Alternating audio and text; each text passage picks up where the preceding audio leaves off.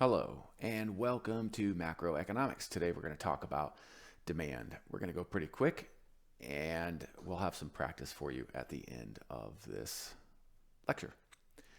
All right, if we're looking at demand, let's first look at what is the law of demand. The law of demand states there's an inverse relationship between price and quantity demanded.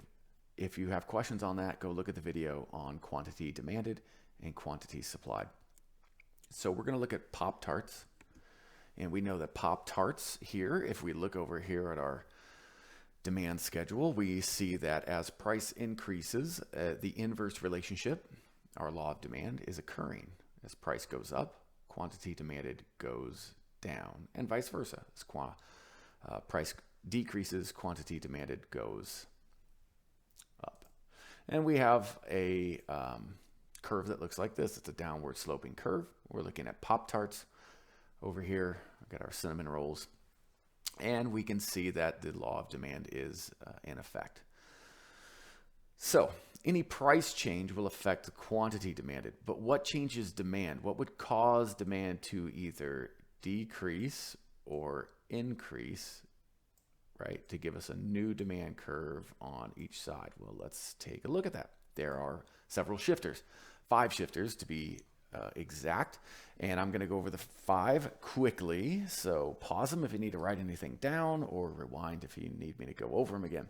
First one is taste and preferences. In other words, our Pop-Tart example, more and more research is coming out that Pop-Tarts are good for you. That would increase demand. Or Pop-Tarts are bad for you. That would decrease demand.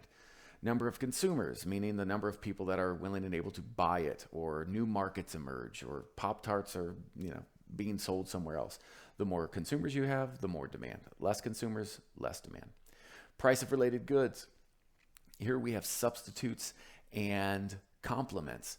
So for example, a substitute for Pop-Tarts might be Eggos. So if the price of Pop-Tarts goes up, you'll go buy Eggos, and vice versa. If the price of Eggos goes up, you'll go buy Pop-Tarts. Complements, which are related goods. These are things that you would consume or eat with the good that you are purchasing. So for example, Pop-Tarts, I don't know, maybe milk, right? Another good example of a complement, not looking at Pop-Tarts, would be chips and salsa, right? They're burgers and fries. Peanut butter and jelly. Those are things that go together. Income. Income has 2 different types of goods. So you have normal goods and inferior goods. A normal good is as your income goes up, your demand for that good goes up. That is a normal good. And as your income goes down, your demand goes down. And the other one is an inferior good. An inferior good is a good where when your income increases, your demand decreases. Think ramen noodles or really cheap fast food. And as your income decreases, your demand for that good increases. Again, think ramen noodles, etc. Future expectations of a price change. I know we tell you prices don't shift the curve. However, a future expectation of a price change, so something way out in the future, might change your demand. So for example, if you think that your favorite hamburger in 2 months, the price is going to increase, you are going to demand that thing more now at the same price. You're going to go out and buy more or consume more burgers at the same price. Why?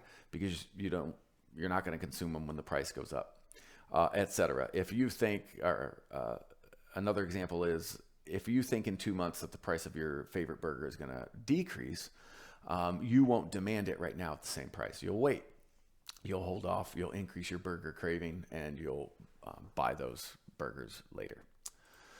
All right, let's do some practice. Why don't you pause your video and draw this graph or this grid of shifter, increase, decrease, or is demand shifting to the left or right, and number 1 through 8. Just pause the video now.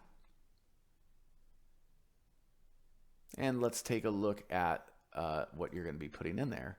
You're going to be putting these. So why don't you pause the video and look through each one of these 8, and you're going to decide, does that statement, is that going to be a shifter? Then you'll write yes. What is the shifter in your grid? Does it increase or decrease supply demand? And does it shift demand to the left or the right? Go ahead and pause the video now and do those. Okay, let's take a look at number one. Number one is a population boom. This is a shifter. It is a number of consumers, and it would increase demand, shift to the right. Number two is a incomes fall due to a recession. Because our good is a normal good, if your income decreases, then your demand decreases. Income is the shifter. Price for carne asada burritos falls to $1. This is a shifter. It's a substitute. It would decrease the demand for burgers and shift the demand curve for hamburgers to the left. Number four, price increases to $5 for hamburgers.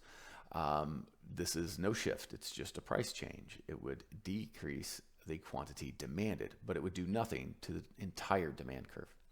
Number five, this is a taste and preference, would decrease demand, shift to the left. Number six, this is a demand. Let's see, hamburgers announce that they will significantly increase prices next month. That would cause your demand for burgers to increase now. So demand would increase, shift to the right, future expectations. Number seven is compliments. Fries and shakes are eaten with hamburgers. And since those prices are going up, the demand for burgers will go down. And number eight, restaurants lower price of burgers to 50 cents. No shift. Quantity demanded would just increase. You'll eat more burgers or consume more burgers, but your demand, the total demand curve, would not shift. That's all we have.